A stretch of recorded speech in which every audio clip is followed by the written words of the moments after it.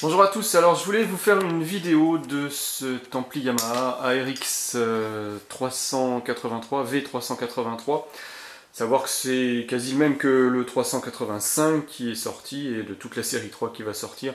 Pas grand chose qui change à chaque fois, je vous laisse regarder les caractéristiques sur le site de Yamaha. Pourquoi je fais cette vidéo? Parce que quand j'achète un ampli, moi personnellement, j'aime bien voir le contenu des menus et de ce qu'on peut faire avec. Alors on peut très bien évidemment télécharger le manuel sur internet. Voilà, moi j'aime bien faire une vidéo de ça et j'aime bien trouver des vidéos justement qui montrent ça et il n'y en a pas beaucoup donc c'est pour ça que je vous en fais une. Donc je vais vous montrer essentiellement le contenu des menus. Pour ce qui est de la description de l'appareil, vous allez trouver sur YouTube d'autres vidéos qui vont vous montrer ça plus en détail. Moi je vais me concentrer, comme je vous disais, sur les menus. Alors on va essayer de cadrer la télé comme il faut.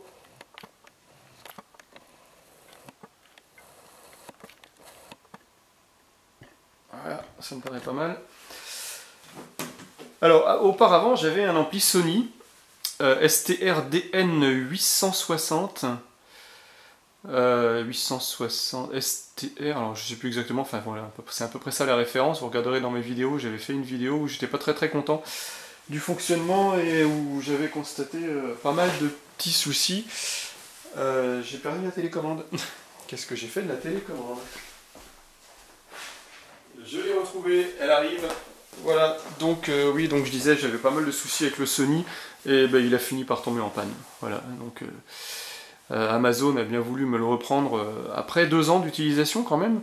Il était sous garantie un peu moins de 2 ans et donc elle me l'a tout simplement remboursé, ce qui m'a permis d'en racheter un. Et donc de racheter ce Yamaha, et j'avais hésité à l'époque entre un Yamaha et un Sony. Et à vrai dire, je pense que maintenant j'hésiterai plus. Ça fait 2 Sony qui me lâchent. Donc là maintenant c'est bon. On va passer à autre chose. Alors est-ce que le Yamaha va tenir? J'espère. Hein. Pour l'instant, je suis super content, ça fonctionne parfaitement, il n'y a pas de bug, les menus sont corrects. Alors moi je vous l'ai laissé en anglais dans les menus, vous pourrez évidemment le mettre en français. Pourquoi en anglais? Parce que moi j'ai l'habitude de laisser tous mes appareils en anglais, parce que le français des fois il y a des choses qui sont mal traduites et je trouve pas ça très confortable à l'utilisation. Sachant que l'anglais est un langage universel, pour moi c'est plus facile d'avoir les menus en anglais, justement, puisque les menus en anglais sont quand même les mieux écrits en fait, par rapport aux traductions qui peuvent être faites derrière. Sachant que chez Yamaha, c'est quand même plutôt pas trop mal traduit par rapport à Sony. Voilà, mais j'ai préféré laisser en anglais parce qu'il y avait quelques petits menus qui me dérangeaient au niveau des traductions. Alors, donc le premier menu, le menu speaker. Donc on a la configuration. Alors on peut sélectionner différents modes de fonctionnement en fonction du branchement de vos enceintes. Vous voyez tout en haut, bi-amplification, zone B ou 5.1, présence.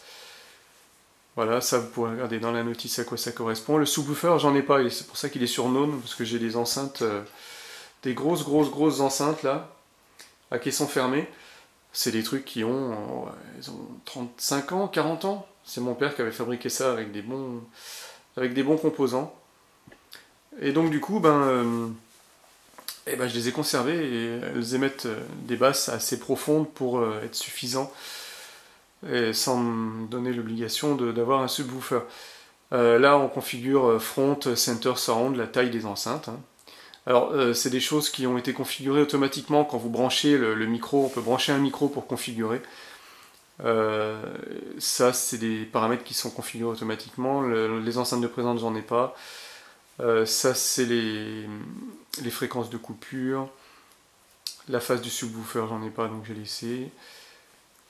Extra basse, j'ai mis sur on, parce que j'aime bien avoir des basses. Et de base, l'ampli, enfin du moins la configuration automatique a fait que les basses ressortent pas trop, donc c'est pour ça que j'ai activé l'extra basse.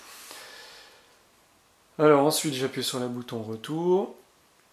Distance, c'est là qu'on règle la distance des haut-parleurs. Ça aussi, c'est configuré automatiquement par le micro. Alors je l'ai juste ajusté un petit peu, parce qu'il y avait des valeurs un peu bizarres. Mais, enfin un peu bizarres. Il y avait 68, 63, voilà, alors que les enceintes sont quand même bien centrées. Donc voilà, j'ai mis quelque chose de cohérent, mais je suis basé sur la mesure automatique. Ça, les niveaux, voilà, j'ai augmenté un peu l'arrière, parce que je trouvais qu'il n'y avait pas trop de son à l'arrière. Ça manquait un peu. Donc voilà, j'ai mis +1 sur l'arrière. Là c'est l'égaliseur, donc je l'ai laissé en... Alors PEQ, c'est le réglage automatique qui a été déterminé par le micro. Donc j'ai laissé comme ça, sinon après vous pouvez ajuster manuellement. Test tonalité, bah, ça va émettre un son sur toutes les enceintes pour vérifier que toutes les enceintes sont bien connectées et au bon endroit. Et ça peut être plutôt pas mal, ça évite les croisements de fils quand on a un doute. Dans HDMI, voilà, on a le contrôle HDMI, on a le standby full, ça permet de, quand l'ampli est arrêté, de laisser passer le signal HDMI entre la télé et les sources. 4K, ma télé n'est pas 4K, donc j'ai laissé sur off. Standby sync, c'est quoi ça déjà? Je sais plus, vous regarderez dans la notice. L'ARC j'ai mis sur on. Là, on a les scènes. Alors moi j'ai branché que la télé. À moins que ce soit le bouton scène, ça je sais plus ce que c'est. Bref, pareil, à voir dans la notice. Je maîtrise pas tous les paramètres par cœur. Voilà, on a un réglage de DSP.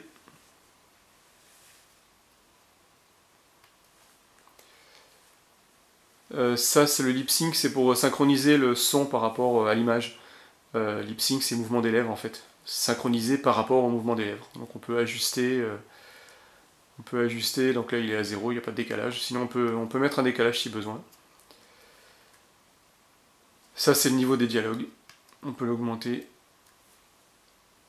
Alors ça c'est l'échelle de volume, moi j'ai mis une échelle non pas en dB, puisque c'est une échelle inversée que j'aime pas trop l'habitude, donc j'ai mis une échelle entre 0 et 97. Le max est en 97. Initial volume, c'est le volume qui est mis en place quand vous allumez l'ampli. Comme ça, si vous écoutez un truc très fort un jour et que vous l'éteignez, bah, quand vous le rallumez, vous avez un niveau moyen. J'ai donc mis 42. Ça, c'est tout ce qui est économie d'énergie. Auto power standby au bout de 20 minutes quand l'ampli ne reçoit plus de signal. Eco mode, j'ai mis sur on.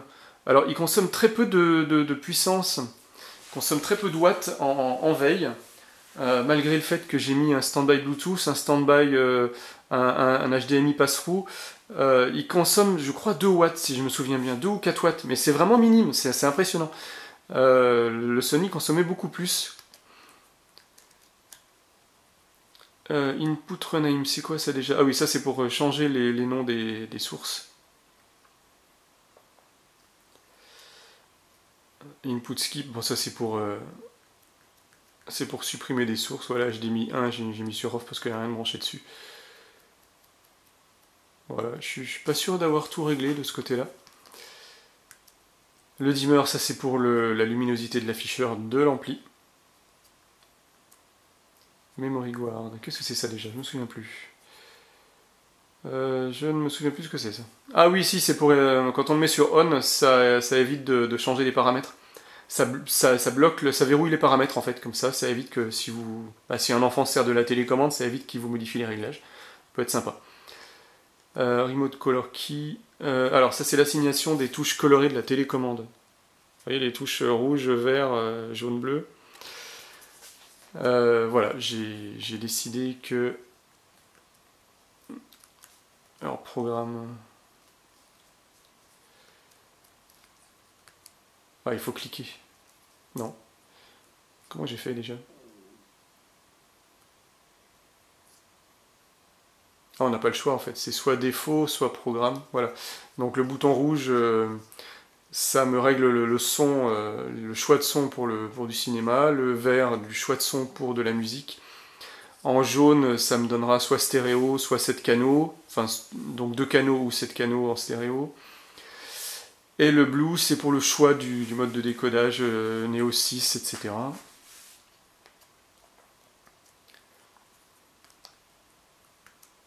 Network, c'est là que vous allez régler la configuration réseau de votre ampli, soit par câble réseau, soit par Wi-Fi. Le mien est en Wi-Fi, puisque j'ai plus de place disponible sur mon Switch.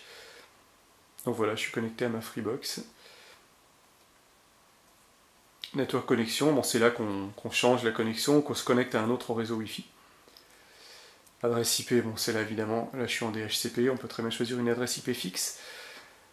MAC adresse filter, je sais pas ce que c'est ça, j'ai pas cherché. DMC control, je ne sais plus non plus ce que c'est. Network standby, ça c'est la mise en veille réseau, vous voyez que je suis sur on. Et ben, ça permet de... Alors j'ai une box domotique, mais ça permet que la box domotique puisse allumer mon ampli. Voilà, quand je dis à Google la phrase magique pour démarrer Google et puis que je lui dis allume l'ampli, ben, il va m'allumer l'ampli. Bon, c'est gadget, hein, mais bon voilà. Network name, bon, ça c'est le nom de l'ampli, je l'ai appelé salon parce qu'il est dans le salon. Musicast Link Power Interlock, aucune idée. Network Update, bon, ça c'est pour mise à jour du firmware de l'ampli. Là c'est donc les connexions Bluetooth, là je suis sur on. Alors l'avantage par rapport au Sony là, c'est que je peux avoir à la fois un Bluetooth receiver et un Bluetooth transmetteur. C'est-à-dire que je peux à la fois avoir une enceinte Bluetooth déportée, ou alors je peux envoyer le son avec mon smartphone. Et j'ai pas besoin d'activer le petit menu pour dire je suis en transmetteur ou je suis en récepteur. Il va le trouver, enfin il va le faire tout seul. Voilà, et ça c'est génial. Ça veut dire que si j'ai ma petite enceinte Bluetooth, je vais pouvoir l'allumer tout de suite là si je veux, et il va se connecter automatiquement dessus sans que je fasse quoi que ce soit. Et ça c'est vraiment génial. Ça me permet d'avoir de la musique dans la véranda quand je déplace ma petite enceinte. Device Search, ça c'est pour chercher tous les périphériques Bluetooth. Langage, et ben c'est là justement qu'on peut le passer en chinois. Non, on va le mettre en français, tiens, je vais vous montrer en français. Donc je vous montrerai vite fait les menus en français. Oui, c'est pour ça que j'aime pas trop. En voix audio, là, on sait pas trop ce que ça veut dire. Voilà, en fait, c'est le transmetteur. C'est le transmetteur on, transmetteur off. Donc voilà, il y a certaines petites lignes qui pour moi sont mal traduites et voilà, j'aime pas trop. Là sur ça, c'est pas trop mal. Voilà, renommer entrée, ignorer entrée, ça va encore. Éclairage. Ça c'est le dimmer. Ouais, c'est ça, voilà, c'est le dimmer de l'afficheur. Donc voilà, protection mémoire, donc voilà, ça c'est un peu plus clair qu'en anglais, effectivement. Clé couleur dist, voilà, alors ça, du coup, voilà, on sait plus trop ce que ça veut dire. Affecter clé, voilà, c'est juste, tout à l'heure, l'histoire des couleurs des boutons. Donc voilà, il y a certains petits menus en français, c'est bizarre. C'est pour ça que j'ai préféré, je vous disais, le mettre en anglais. Voilà, attente inchangée, voilà. Alors là, attente inchangée, on va savoir. Je crois que c'était le DMI passe-through, ça devait être ça. Donc voilà, donc je préfère en anglais, voyez, vous comprenez pourquoi. Ah, je suis sorti, on va remettre en anglais. Voilà, et après vous avez le bouton option qui vous permet en fonction de là où vous êtes d'avoir différentes possibilités de réglage. Là je vais pouvoir régler les noms de mes entrées. Là la tonalité. Le surround.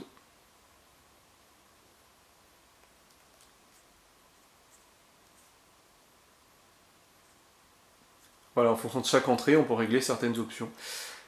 Voilà, et je vous disais tout à l'heure, donc les fameux boutons colorés là, et ben ça me permet, alors je vais viser l'ampli pour le coup.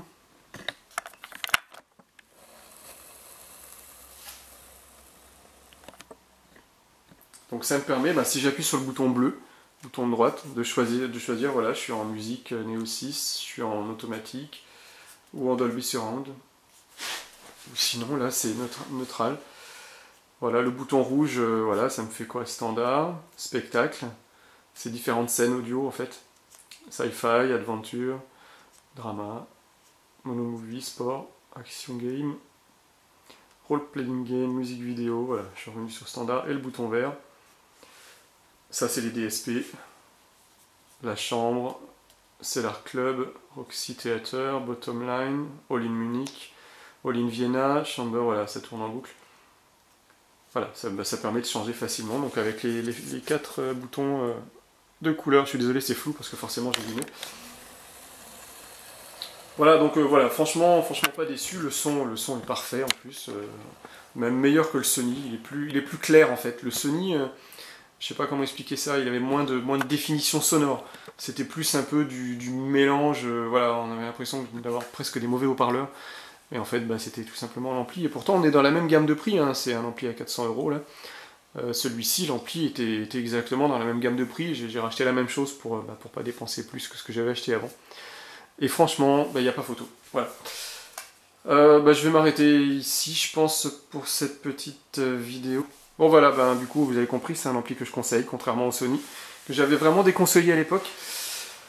On va s'arrêter là. Si vous avez des questions, n'hésitez pas à la partie commentaire est là pour ça. Et en attendant, je vous dis à bientôt pour une prochaine vidéo.